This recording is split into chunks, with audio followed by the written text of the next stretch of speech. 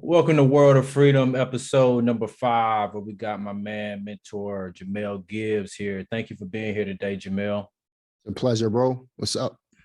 Yeah, Jamel. So start just by telling people, who Jamel Gibbs is. Jamel Gibbs is a real estate investor. I've been doing it for about 20 years now. Um, Always been an entrepreneur my whole life. Grew up in Brooklyn. I'm here in North Carolina. That's just the Cliff Note version of Jamel Gibbs. A family man. I consider myself to be the family-oriented entrepreneur. Uh, I encourage my kids to become entrepreneurs, my nieces and nephews, and I try to spread my information, what I've learned over the last 20 years to the world so that everybody can be able to benefit from this type of opportunity as well. That's awesome, Jamel. So, growing up in Brooklyn, what led you to entrepreneurship? Honestly, man, when I want to say 7 years old, my mother started me on a newspaper route because we needed some extra money. My mother at that time was the only consistent income in the house. My father, he worked a seasonal construction job where he was knocking out windows for uh, construction companies, and it was seasonal, so he wasn't bringing in income all year round. Doesn't matter how much he tried, he just couldn't do it all year round due to the weather. So my mother started me pretty young. I had a newspaper route. I had to take care of myself pretty much growing up. And that's when my entrepreneurial journey started. So she gave me $20. I went to the corner store, got some newspapers, and I sold them for a quarter more. And that's basically how I started. By the time I was 9 years old, I started cutting hair, 8, 9 years old. And then I built up a clientele just right in front of my stoop. We call it a stoop. They call it a porch out here in North Carolina. But I was cutting hair for $5 a head at 8 years old, 9 years old. I was in a barbershop by the time I was 14. And I had my own barbershop as a senior in high school, junior and senior in high school. I was partnered with somebody and we got a barbershop together. Shortly after that, I went and uh, joined a firm down on Wall Street. I didn't go to college. And then after 9/11, it led me right into real estate. So that's my story, man. So basically, the struggles that you endured growing up made you have to get out there, and it basically forced you to be a go-getter, right? Yeah, I think the things you experience in life make you the person you are, man. I think your character, your integrity, everything that you experience throughout your entire life eventually makes you the person you become. So at different stages of my life, I've experienced certain things which caused me to be a certain way at certain points in my life. So when I had to go out there every Sunday, a normal kid is sleeping on a Sunday after school. They're tired from schooling the entire week. Um, while a normal kid was sleeping or doing kid stuff, I had to go out there and earn, right? So for me, that just built integrity. When I look at myself now, and as I was building up my businesses, I had that never give up attitude, and I wanted to get as far from zero as possible, right? Um, so when I look back though, and I look at myself versus maybe somebody else my age who probably didn't become an entrepreneur, it was due to my circumstances. I'm not saying I'm better than anybody. I'm saying that my circumstances were different than somebody else's. So my drive is going to be different than somebody else's as well. So you never want to compare yourself to people. You just want to base what you're doing off of your experiences. And sometimes it happens naturally. So yeah, so my journey will be different than your journey, for example. But our experiences were different growing up. you know? Most definitely, you know, people's situations definitely either make them or break them, you know. I Yeah. certainly believe that. So, I mean, along that journey, what would you say was, you know, the distinguishing factor between, you know, picking the wrong path to go down and, you know, deciding, you know, hey, I'm gonna try to do something positive and change my family situation? What was that factor that kept you going down the straight path? Honestly, man, it's just seeing the results of if I would have went one way, because I was heading down the wrong path at one point. But just seeing the results, I decided I didn't want that for myself. You know, we're talking 15, 16 years old. I was heading down the other path, right? But when you experience certain things that you didn't want to experience, probably won't talk about it right now, but when you experience certain things and make you want to change your life. You want something better for yourself. And I think as I got a little older, even though I had the entrepreneurial spirit, um, I was still a knucklehead doing what I wanted to do. And it wasn't until I realized that I needed to make some changes and I stopped thinking about myself. That's when I started uh, really taking on that entrepreneurial journey. So, for example, when I say thinking about myself, I met my wife, you know, she's my wife now, but she was my girlfriend then, really young, right? So we went to junior high school together. We started dating after high school pretty much. And I felt like it wasn't just me anymore, it was me and her. So I put the weight of the world, of our world that we had back then, on my shoulders. And that was my reason why. So that leads me right into it, man.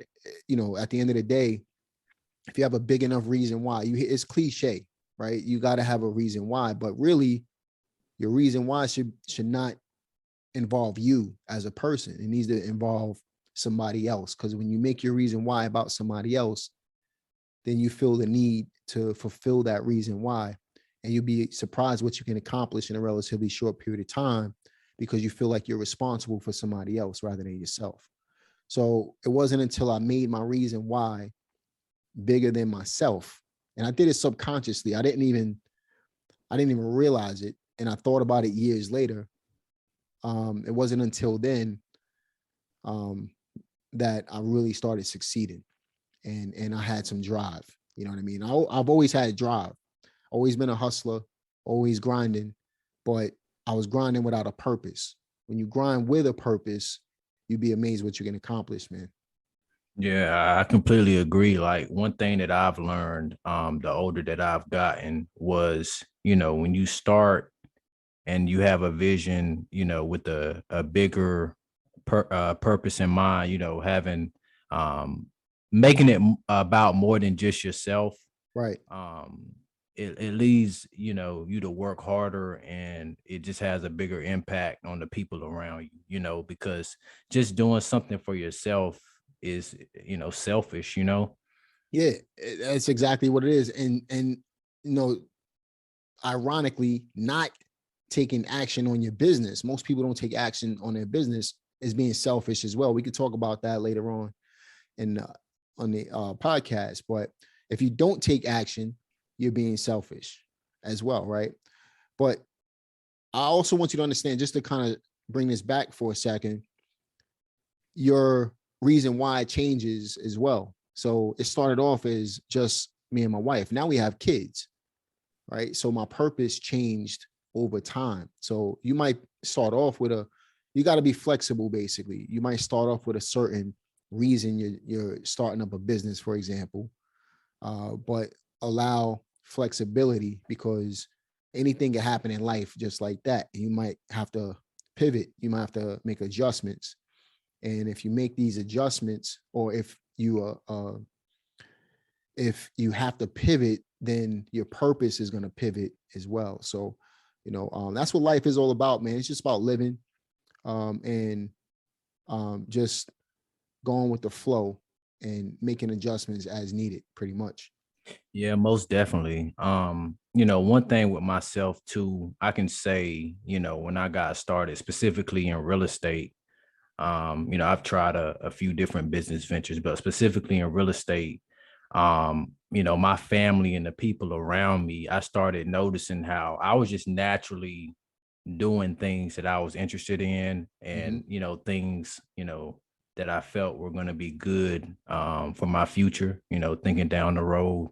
But I didn't realize at the time that it was having such an effect on the people around me, because what I started Everybody's to watching. realize was, yeah, and what I started to realize was they wanted to be involved, and they were asking me questions and things like that. And you know um my first private money lender was actually my father-in-law. So Mm. him actually wanting to do that, you know it really opened my eyes to, wow, you can really build a whole economy around this thing, and everyone can benefit from it. Absolutely, man. Again, make it about somebody else, not yourself, and your purpose. Will your accomplishments from that purpose will be phenomenal, man. Believe it. You know. Yeah, most definitely, most definitely. I know we had a phone conversation. We talked briefly the other day, and this is one thing that a lot of people don't know about you. But you said, you had a brief stint, in the music career. Yeah. You mind shedding some, light on that for the people? Yeah, man. Don't laugh, man. But my rapper name since I was a kid, I used to they used to call me Scandal. Scandal. Yeah. We should have been afraid of you. Yeah. You must have been out there, getting in people's pockets and everything, man. Yeah, I was like I said, man, I was a knucklehead, but always been a respectful guy at the same time, always show people respect. But that was my rapper name. I used to be signed to a label called Rugged Ground Entertainment, which was under Entertainment, on The, and on Not too Rivera familiar. and them. I've heard of the name actually. Yeah, so we had connections with him as well. And once I finished high school and I went down to Wall Street, I kind of left the music career behind me. But yeah, we had an album out. It was a compilation album, and then we had individual albums as well. But that was my short-lived music career. I was also I used to act a little bit. Um, I was an extra in a couple of movies starting off, and then I never pursued acting fully, but I was just more of in the entertainment business. But it's cliche because where I come from, I grew up in Brooklyn. In the hood, they say you're either gonna be selling drugs, you're gonna be an entertainer, or you're gonna be a basketball player. I did both, right? Um, uh, and I'm not gonna incriminate myself either. Oh But yeah, I uh smart. I at the end of the day, man, I personally um how can I choose these words carefully? So basically, I was in the entertainment business and I was also heavy into sports. I should have went to the NFL, to be honest with you, man. My goal was to go to the NBA or the NFL. I'm not tall enough to go to the NBA. I'm only 5'10. I feel you, Um, man. That but was I'm definitely one of my goals too. yeah, Anything sports, yeah, basketball, football, even yeah. try baseball. But I really had a chance to go to the NFL. I'm 250 pounds more muscle. I mean, you know me. Um, I'm solid pretty much, and I'm about 5'10. I was a solid running back, but I messed up that opportunity. I was also in a boxing, fighting and stuff like that, but I messed up the opportunity. Well, I didn't necessarily mess up the football opportunity. When I found out I had a heart murmur through boxing, I kind of stopped playing football on that level as well. So that was my situation. So, what position were you playing at that time? I was a running back. Yeah. Running back. That's what's up, man. I was actually a linebacker. Okay. Yeah. Linebacker. Yeah, man. You see my size too. So I mean, for our football team, we didn't really have, too much of a big team. Mhm. You know, I wanted to play other positions as well, but you know, that's where the team, you know, felt like I would be best fit. And, you know, Yeah. I actually enjoyed it as well. So going back to real estate, um, how did you end up coming across your first deal? My first deal wasn't even a regular deal. So it was I flipped a sandwich shop. That was my first deal, and I did it by accident, pretty much. So I knew somebody who wanted to buy a sandwich shop, and I knew somebody who wanted to sell a sandwich shop. It was $40,000 in Brooklyn, and I basically put the two together. And I say, pay me $1,500, and you could, negotiate amongst each other. And that's exactly what happened. So they gave me my money. No paperwork, no nothing. All right. But I was kind of raw back then. So like I didn't accept people playing with my money. So I knew they was gonna give me my money. Oh yeah, I've heard that story. Riding in your car. I definitely heard that story. So they gave me my money and that was that. You know what I mean? So that's basically how I got into real estate. Then after that, I figured, okay, if I could do that with a sandwich shop, I could probably do it with anything else. And that kind of led me into the real estate business at that point. I did go out and get a license, eventually became a broker in New York. I let the license go back in 2006 because I didn't have a need for it because I was more so in investing versus brokering. But, I made a little bit of money brokering, but I made majority of my money investing in real estate throughout the last 20 years. Awesome. So what was that first, I mean, main initial strategy do you feel like you attacked? I start I started off as a fix and flip investor, man. Most people start off as wholesalers these days, which I get. It wasn't until I couldn't figure out what to do with the deals I was getting in between the fix and flips. Um, that's when I started letting go of some of those deals. And now they call it wholesaling, but I was just calling them turning contracts back then. But I would take 5 or 10 grand just to turn a contract or wholesale it in between my fix and flips. But I started off as a fix and flip investor and I diversified as the market shifted. Um, Back in like 2008, 2007, I was forced to start doing creative investing and wholesaling at that point due to not understanding the market changes. So yeah.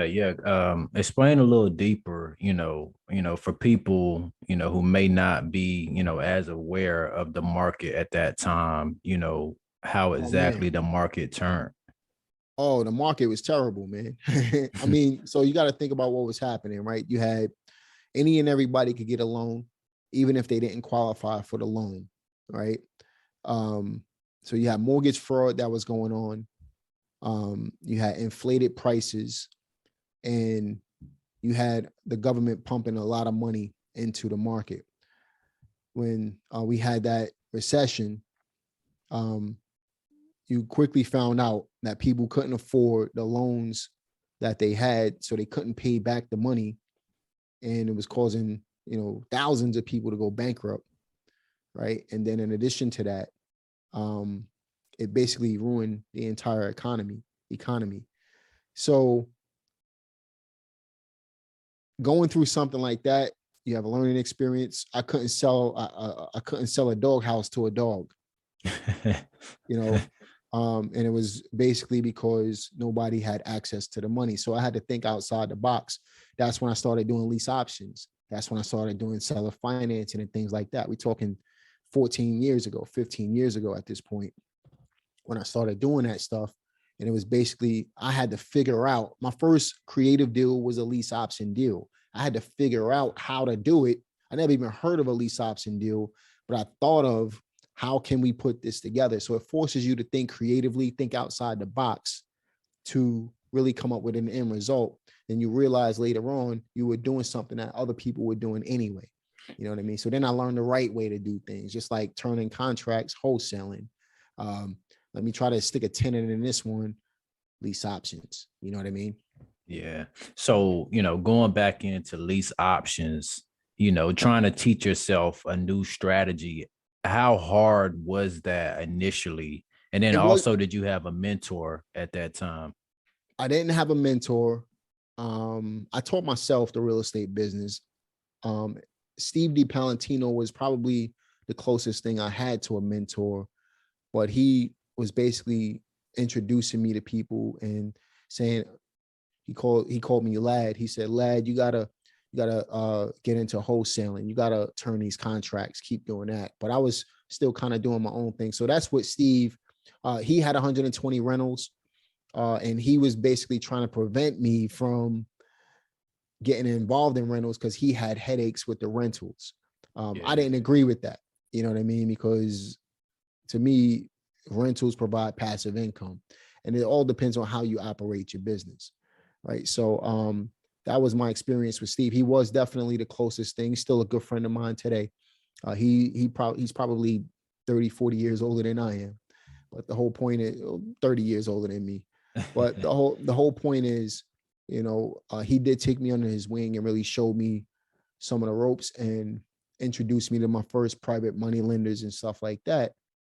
But really, I learned a lot of the stuff just by doing it, making mistakes. I had no fear. Most people have fears, so that's what holds them back. I didn't have any fear. I didn't know what I should be afraid of to have fear, right? I just went Right. out there and did it and then figured it out as I went on. Made a ton of mistakes. And if I could do it all over again, I probably wouldn't.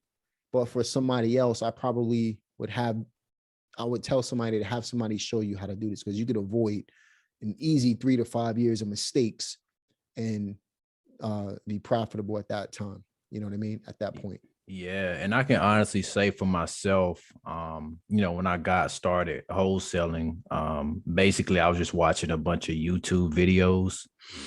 We didn't even have that, man. I was probably one of the first, honestly. I don't have a large channel like some of these newcomers today because YouTube is real selective with who they push. But I started my YouTube channel back in 2008. I put not a lot of probably 50 videos up over 10 years though. Yeah. So that's why my audience on YouTube is growing now because I'm more consistent with it. But I was one of the first real estate investors on YouTube. You know what I mean? Especially talking to people that look like me and come from where I come from.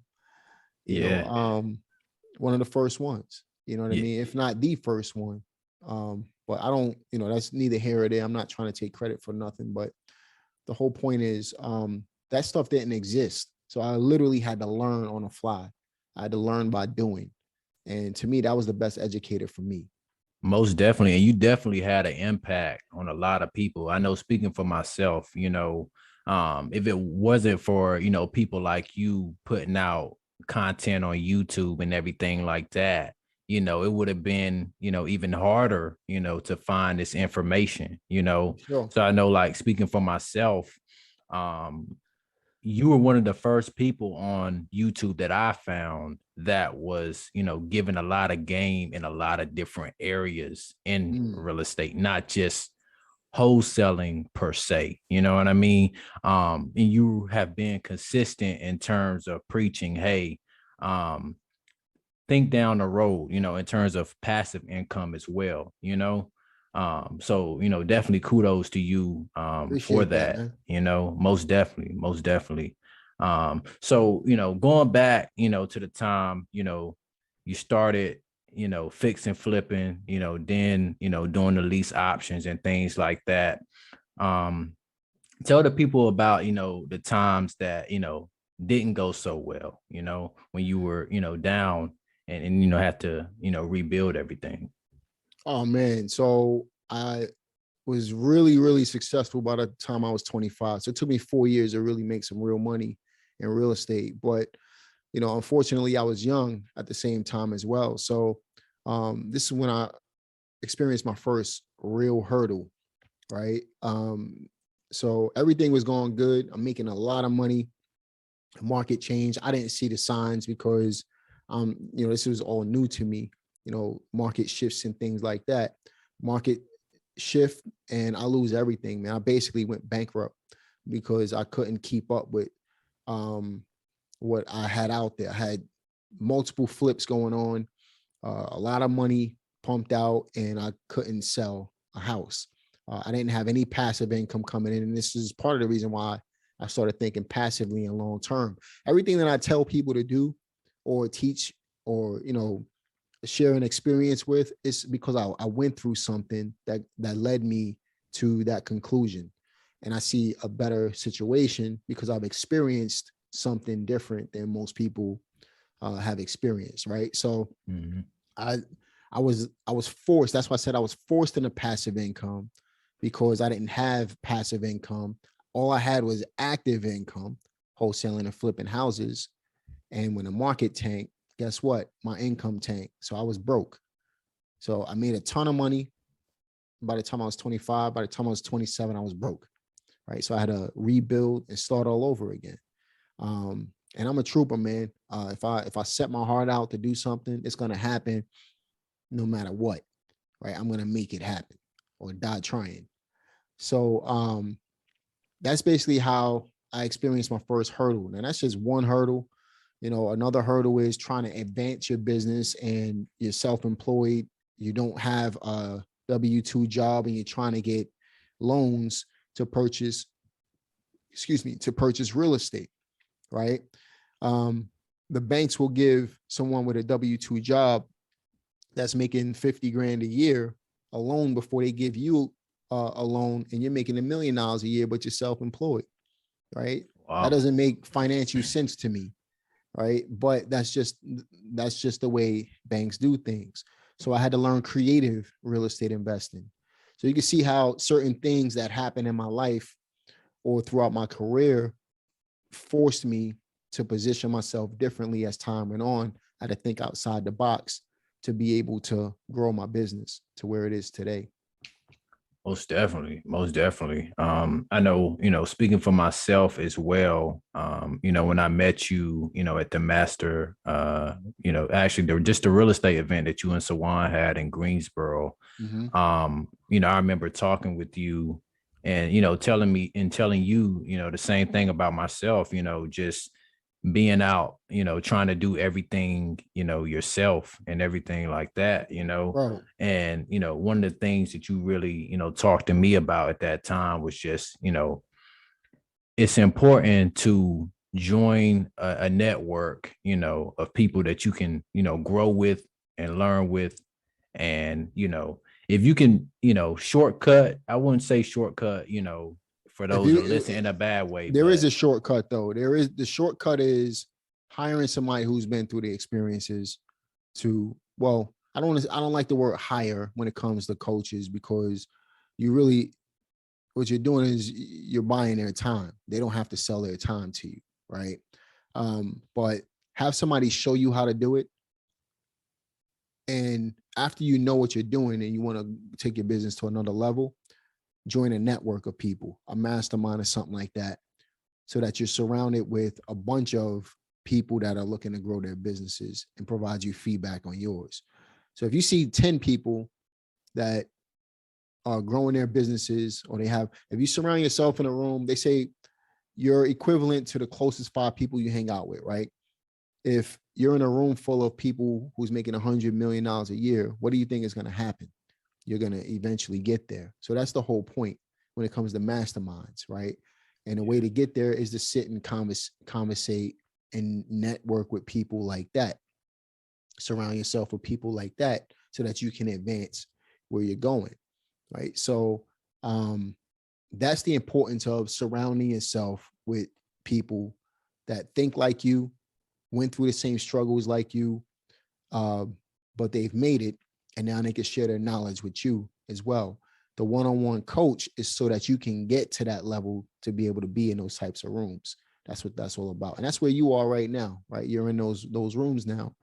And, look at what you've been able to accomplish. It's not one-on-one coaching. A mastermind is different, but look at what you've been able to accomplish over the last year, even mindset wise.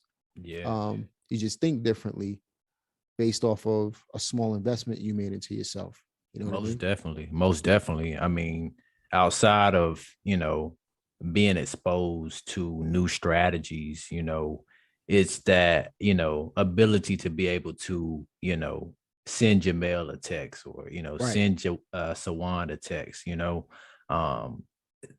that, makes a world of a difference, when you're out here, just trying to implement, certain things. Because again, just starting off of watching YouTube videos, I was able to get to a certain point, but looking back on it, in order to get to another point, a higher point, You invest in it yourself.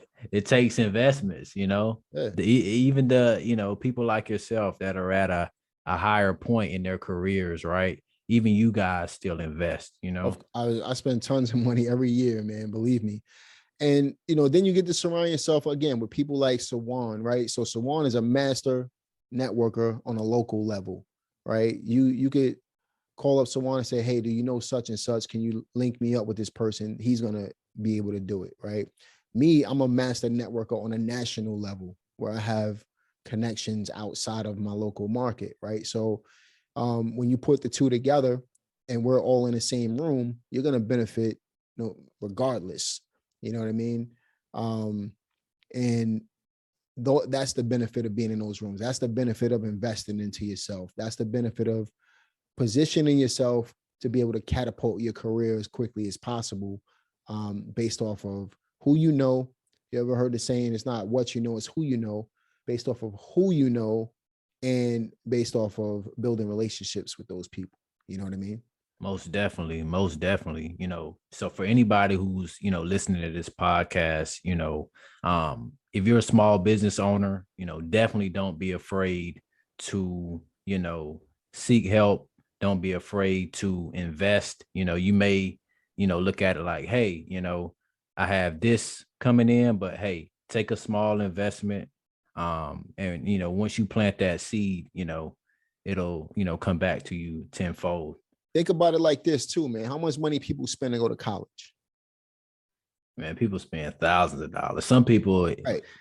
So yeah, you go to college, most people don't, they graduate from college, but their career that they're in right now is a fact.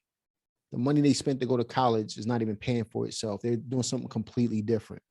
Why not go to grab specialized knowledge, right? So you hire a coach. So you want to get in real estate, you go get a real estate coach. Someone that's going to teach you the business step by step. Specialized knowledge, and it's not even going to cost you nearly what it's going to cost you to go to college. And you turn around and you profit from that. The return on investment on that is drastically different, a lot quicker, right? You might, let's say, spend $15,000 for a real estate coach for a year. Within a year, you can make 150, 200, 300, $1.5 million back. yeah, So yeah. was the investment worth it? You understand Most what I'm saying? definitely, most definitely. Versus spending, let's say, 200 grand to go to a good university, and then they tacking on 35% in interest, so that you're going to be paying for that for the rest of your life, right? Yeah, That's the way you got to think about it, man. Think in numbers. Let's use logic, yeah. and let's make decisions based on logic. Hey, that was a good point, because I mean, I'm definitely a victim of that system. Yeah. So coming out of high school, it was only two options, right? In order to what we consider making it out, that was either college or the military. Right. So I did go to college. And the crazy thing is, when I went to college, I already knew what I wanted to go to college for, right? What I was that? already knew I wanted to be an entrepreneur, right? So Okay. I'm going to college knowing that I want to be an entrepreneur, right? So, Entrepreneur, to me, an entrepreneur can't learn in college. An entrepreneur learns in real life. that's true. So how much money did you invest to go to college, man? Honestly, man, I went to a small school, a D2 school. So my loans when I left, it ended up being about a little over 30,000. And I made that back just doing real estate. My See first year doing real estate, I made how that long back. it would have took you to make that back if you know you didn't pursue, if you would have went a different route. You know what I mean? That's the point. Yeah. That's the Yeah. point, man. So I mean, I think, I'm not I'm not gonna not encourage people to go to school. I didn't go. It was the best Yeah. thing that I've done for myself. But I Yeah. will say, taking the entrepreneurial journey is hard. It's not easy. It takes a lot of work. You're responsible. Nobody cares about you. Nobody's coming to help you or save you, right? There is no savior in entrepreneurial world, but the benefits, the rewards of it is drastically better than having a job and working a 9 to 5 for your entire life.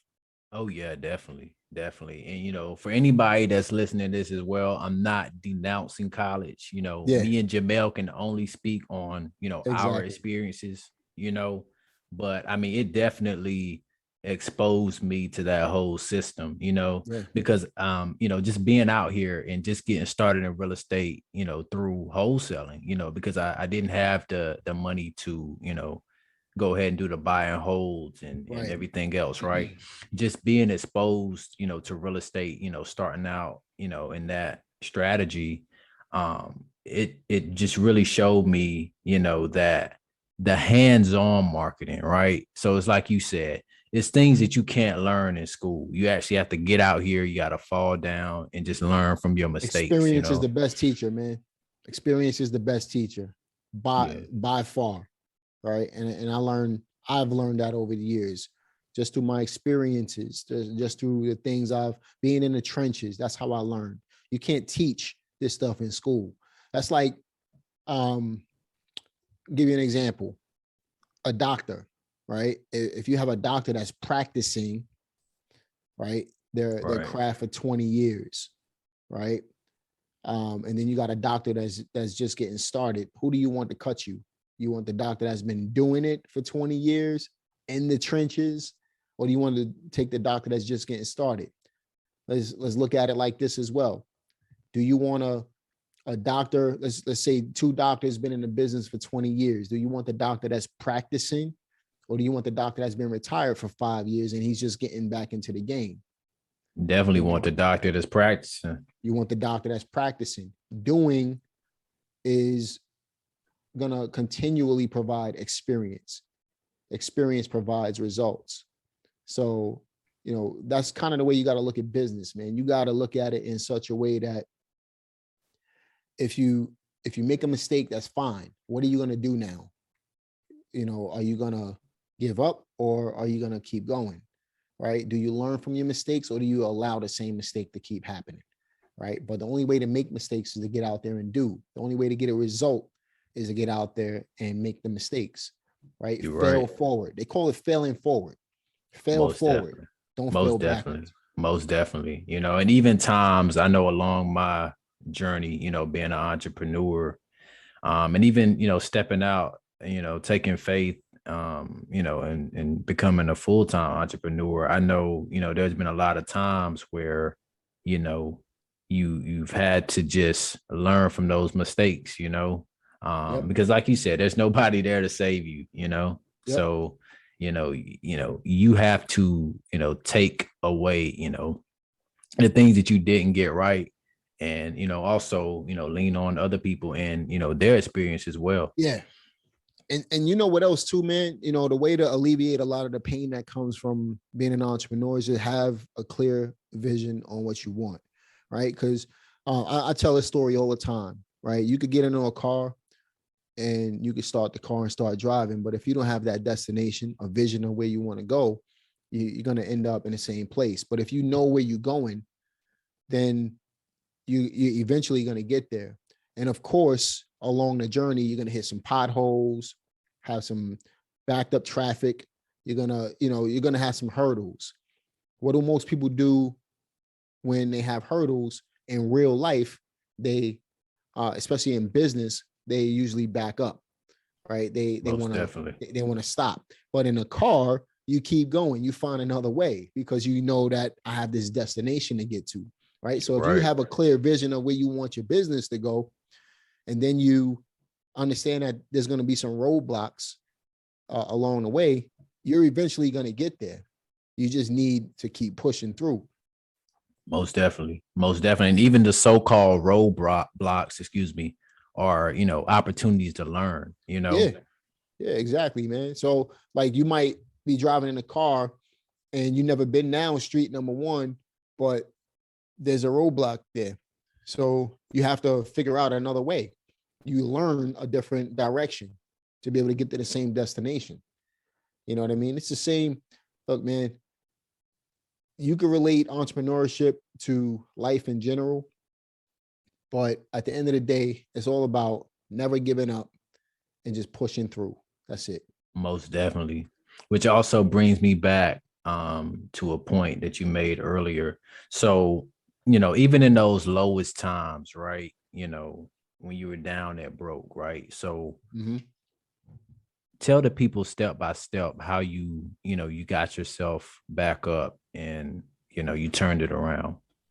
Yeah, so first off, I've been broke before that. So it wasn't nothing for me to be broke. And then, you know what I mean? I understood what being broke was. So all I did was adjust back to what I was before. But I basically rinse and repeated everything I built up before, because I had the knowledge from experience. I was able to do it all over again.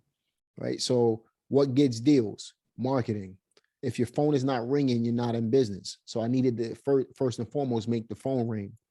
A lot of people, that's where they fail. They slack on the marketing. Let's be honest, right? If I told you today, make a 1,000 phone calls. If you called up 1,000 people today, you're going to get $10,000. How many people are actually going to do it? Not very many. That's the point, right? You probably get 1% of the people. You might get 1 or 2 people that's actually going to sit there and make 1,000 calls.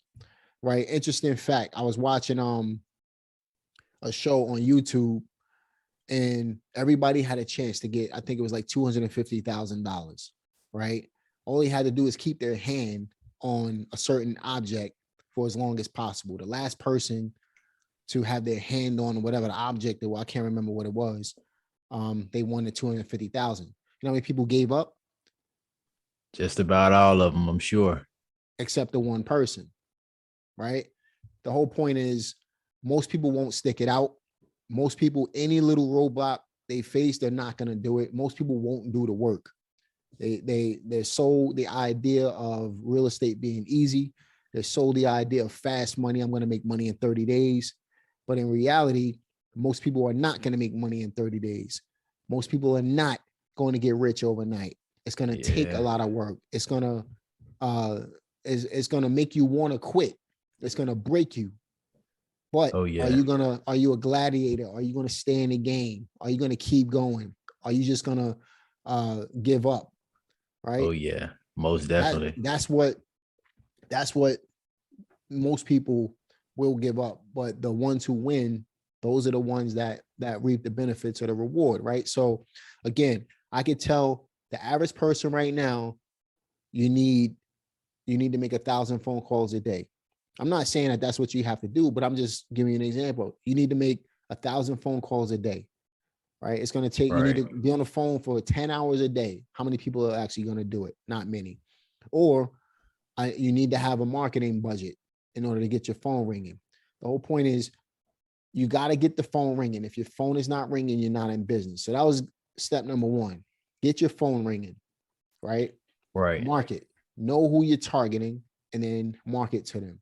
Whether you pick up the phone and call them or you put out some money, because you're going to sacrifice one of the 2 things, right?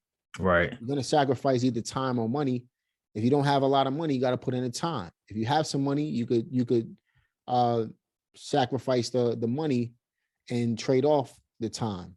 Yeah. Right? And then especially starting off, just to say, to add on to that, right? Yeah. So yeah, especially when you don't have a lot of money starting off, and you got to put in most of that time, that's when you're really going to tell if you really want it in that moment right there. Right. Are you going to get on that phone? Most people take the other pill, man. You got the red pill and the blue pill. They take the other pill, right? They don't make the decision. They give up. They walk away. And those are the people where entrepreneurship is not for them, right? Most definitely. And you got a certain number of people that get past that level, So now you got to know how to be a deal facilitator. How can I structure deals in such a way that, I can maximize the benefits of each lead? So I got the phone ringing. What am I going to do with these leads now? Right? How am I going to turn these leads into money? So then you got to learn a little bit of sales, right? Real estate is sales. A lot of people don't even realize it. If you know how to Yep. sell, you'll be good in real estate, You're right. right? Sales, Um, marketing, and negotiation.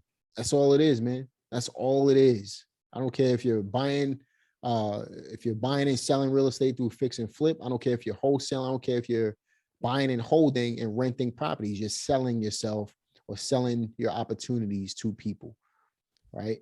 Most Even if definitely. you have a tenant that wants to, you got to sell the house to the tenant, right? To have them Right. want to live there and pay you rent every month. So you got to Right. get good at sales. You got to get good at marketing. You got to get good at sales. You got to be great at negotiation and closing. Most So definitely. once I understood that concept, man, all I did was rinse and repeat the entire process over and over again until my money was back up. And it's been, you know, 14 years, I want to say, at this Yeah. point. Yeah. And I'm still here, man. Most definitely. Most definitely. And I know one of the things that you talk about, you mentioned a lot, if you would have started, with the end in mind, in terms of more passive income investments within Yeah. real estate, right? And I mean, me even just being a young guy in real estate, right? I'm definitely starting to focus more on wanting to build up that passive side right now. Of course, wholesaling is sexy, right? It's the active income and everything like that, but it's very important, to focus on not only the active income but the passive income, Passive. because the older you get, man, you really just want to be sitting back chilling, right? You don't want to necessarily have to just rely on the active income, right? And then, if you build a lifestyle around active income, Forget you about have it. to try to maintain that lifestyle. In real estate, you're only as good as your last deal, man. If I make 20 grand today, but I spend the 20 grand, I got to start all over again. With passive income, if I'm making 20 grand a month, I can spend the whole 20 grand and know that I'm getting it again next month, right? So passive income to me far exceeds active income. You got to use the active income to generate passive income. Most people, they create a lifestyle on active income. They'll wholesale a house, go buy a nice car, go buy a nice house, basically create expenses for themselves rather than taking that money and investing in the income generating assets, passive income generating assets, which will allow them to create a lifestyle around that. It takes a little longer to do it, but it's worth it, right? It might take you another 2 years, for example.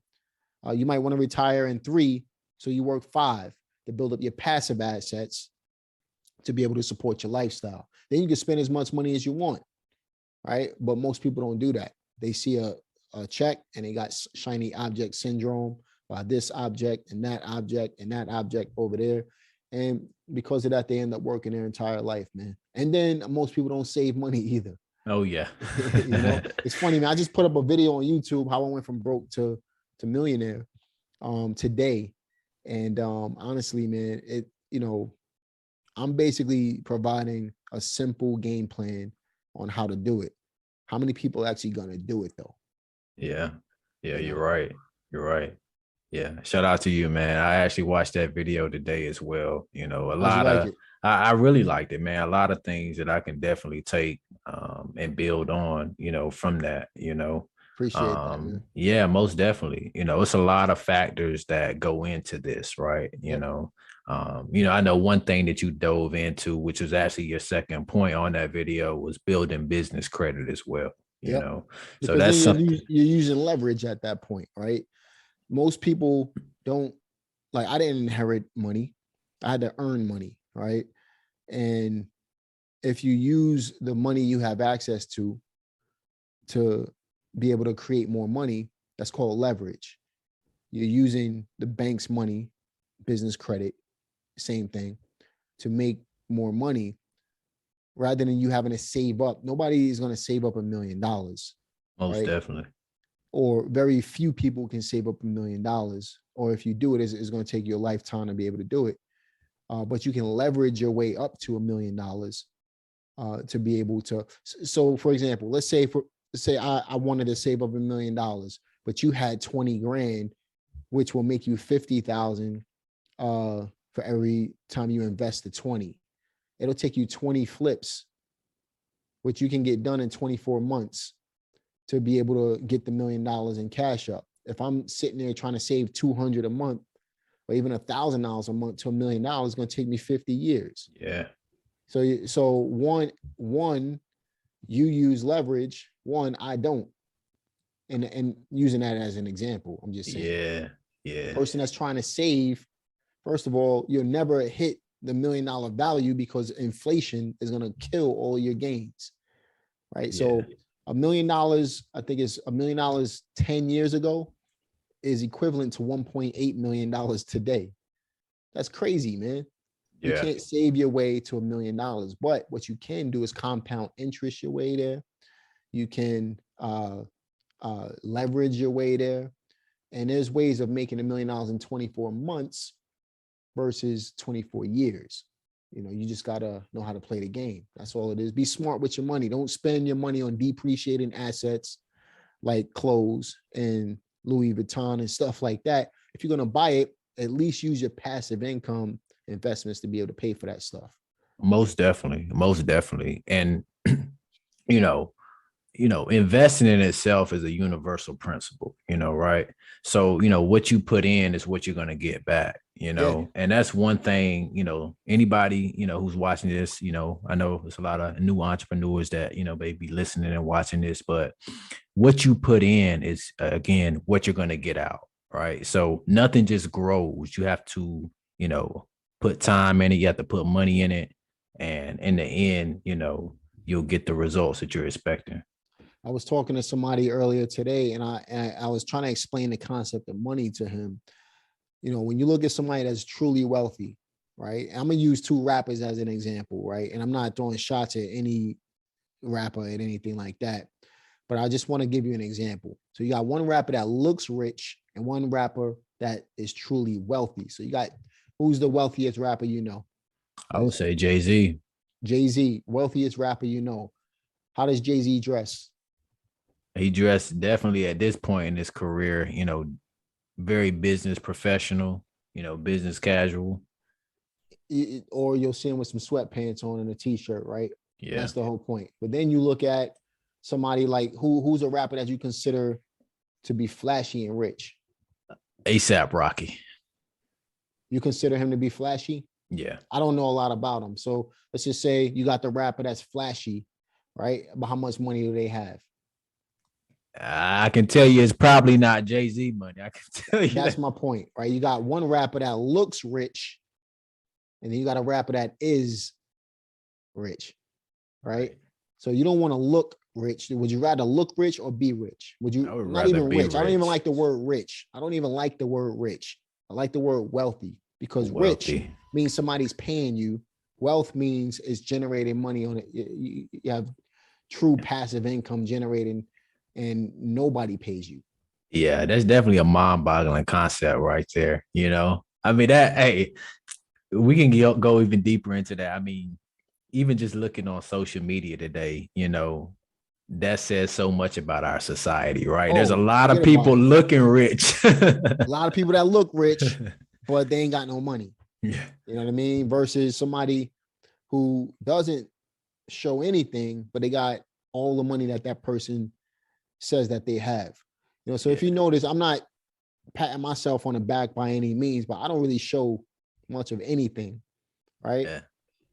Even all my videos, you might see my cars once in a while, right? But I don't show my house. I don't show my cars. I'm not selling shiny object syndrome. I'm selling knowledge.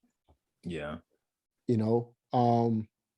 And again, if I was walking down the street, you'll never be able to tell what I have. Yeah, you're right. Would you rather look the part or be the part?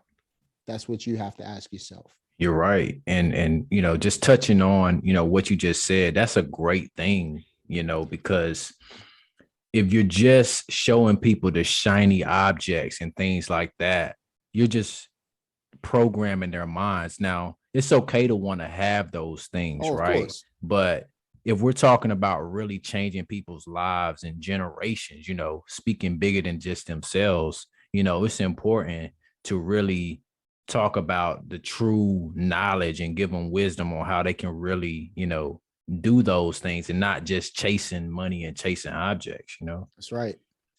That's Most right, man. definitely. Most definitely.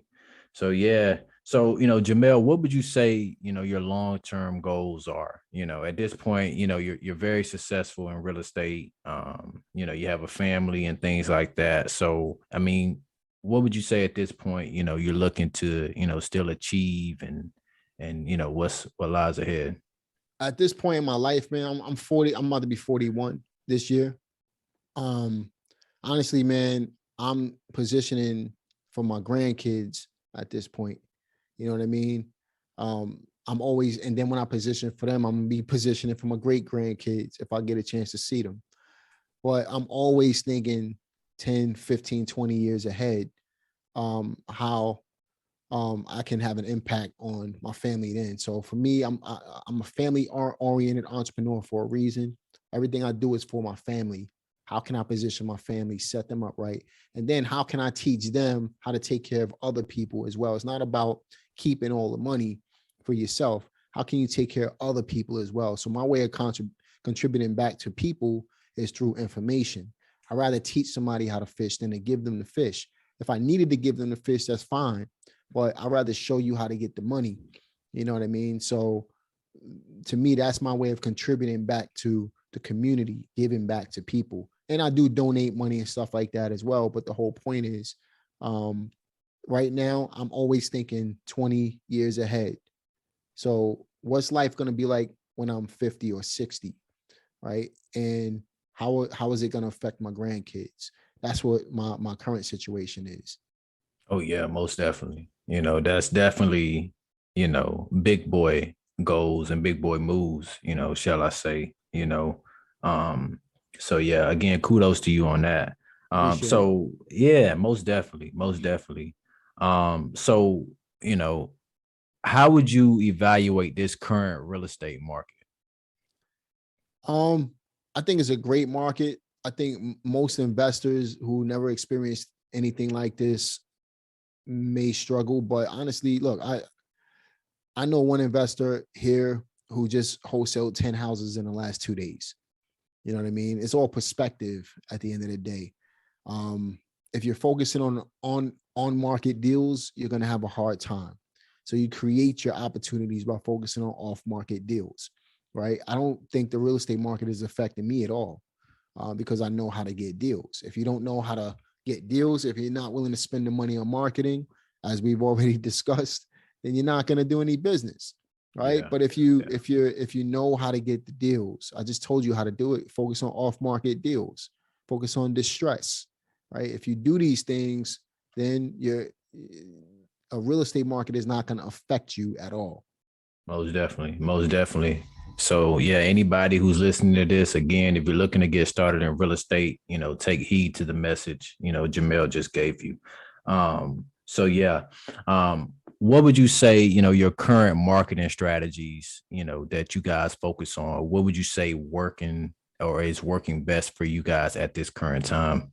I like to do the opposite of what everybody else does, period. You know what I mean? So before everybody was heavy on cold calling, we were extremely heavy on cold calling. Each of my callers make 1,000 calls a day. We were making upwards of 3 to 5,000 calls per day, right? Most definitely. We still do the calls, but everybody's shying away from direct mail. That's what works really well for us. Text messaging, we do some of that, but with the laws, we're pretty careful at this point. But our two main lead sources right now are direct mail and also Facebook traffic, direct mail, Facebook traffic, and cold calling. Awesome. Awesome. One thing I want to point out before we go, thank you, Jamel, for coming up here Man, it's been a tonight. pleasure, bro. I had a lot of fun today, bro. Oh, most definitely appreciate that. It's interesting because, again, when I was getting started in real estate, I was consuming a lot of podcasts and everything like that. And again, Jamel was one of the first people that I saw on YouTube that was giving out, different variations of the game. It wasn't just one, strategy, right?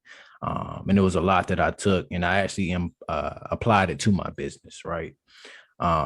But again, we appreciate you, Jamel, for just, coming up here and everything like that. And it was interesting just having the opportunity to meet you at the event.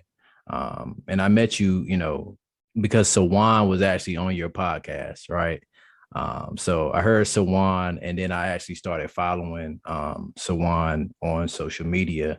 And, he had posted the event that was in Greensboro. So I went out, and, that event, not knowing at the time that, actually going out there and meeting you guys and everything like that. I didn't know I was going to join the mastermind and everything like that. And, at the time, I didn't even know you lived in Greensboro, but it's been a pleasure, just networking with you guys, and, definitely looking forward to, everything that lies ahead, especially, going forward, in real estate and everything like that. So again, Absolutely. thank you, for taking the time, to be on this podcast.